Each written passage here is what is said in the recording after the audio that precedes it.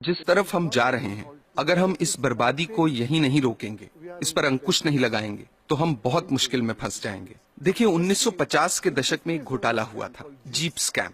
उसमें देश को 52 लाख रुपयों का नुकसान हुआ। उस वक्त के हिसाब से एक बड़ी रकम थी, पर फिर भी आप देखिए कि 52 लाख में कितने जीरो होते हैं। और भी कई घोटाले थे।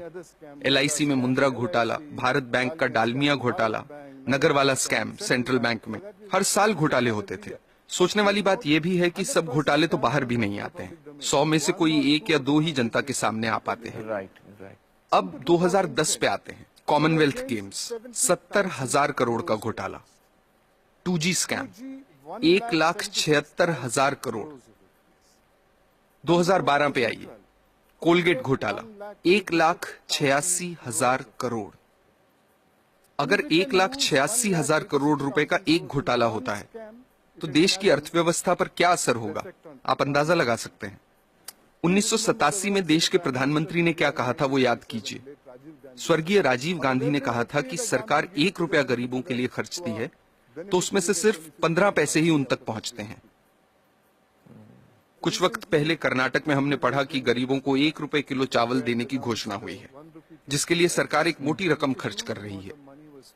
कुछ हफ्ते ही बीते थे कि अखबारों में ये रिपोर्ट्स आनी शुरू हो गईं कि जो पैसा गरीबों को 1 रुपए के हिसाब से चावल देने के लिए खर्चा जा रहा है, उससे जो चावल खरीदा जाता है, वो या तो एकदम सड़ा हुआ होता है, या जहां अच्छे चावल की खरीद हुई है, वहां उसे गोदामों से चुरा चुरा के प्राइवेट लोगों को दे दिया गया है।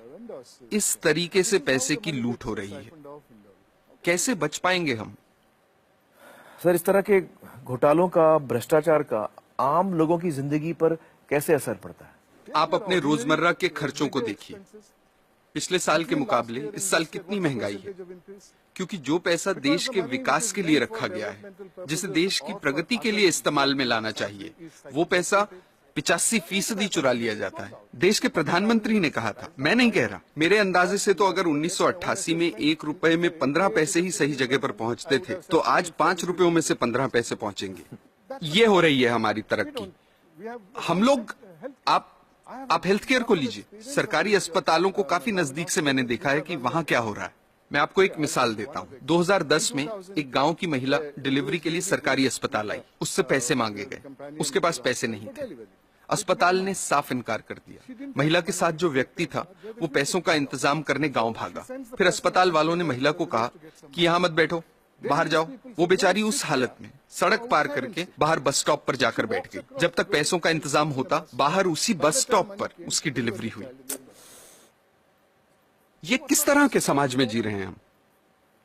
मुझे लगता है कि लालच तो एक बात है, लेकिन लालची होने के साथ साथ हम अपनी इंसानियत भी पूरी तरह से खो रहे हैं। हम इंसान से शैतान बन रहे हैं। हमें इस बात से कोई फर्क नहीं पड़ रहा कि दूसरे लोगों के साथ क्या हो रहा है। हर जगह, हर डिपार्टमेंट का यही हाल है। कुछ ईमानदार लोग भी हैं। मैं ये नहीं कह रहा कि सभी 125 करोड़ लोग बेईमान हैं, लेकिन ज्यादातर लोग मजबूरी में ईमानदार हैं, क्योंकि उनके पास बेईमानी करने का मौका ही नहीं है। आज के हालात ऐसे हैं कि एक आदमी जो बड़े ओहदे पे है, वो अगर दूसरे पर उंगली उठाकर कहता है कि आप भ्रष्ट हैं, करप्ट हैं, तो सामने वाला इनकार नहीं करता। वो पलटकर कहता है कि आप नहीं हो क्या भ्रष्ट? That's so true. That is so true. ऐसी सोच बन चुकी है। यहाँ जो नौजवान मौजूद हैं, उनसे मैं कुछ कहना चाहता हूँ। Sure, please. मेरी पीढ़ी के लोग अब हालात नहीं बदल पाएंगे। अब सिर्फ आप ही हालात बदल सकते हैं। और आपके लिए अच्छी बात यह है कि लालच सब सरहदें पार कर चुका है, सिर के ऊपर निकल गया है। अब और ऊपर जाने की जगह ही नहीं बची। आपके पास मौका है उसे नीचे लाने का। ये काम आपको जरूर करना है। मेरी खातिर नहीं, अपनी खातिर, अपने बच्चों की खातिर।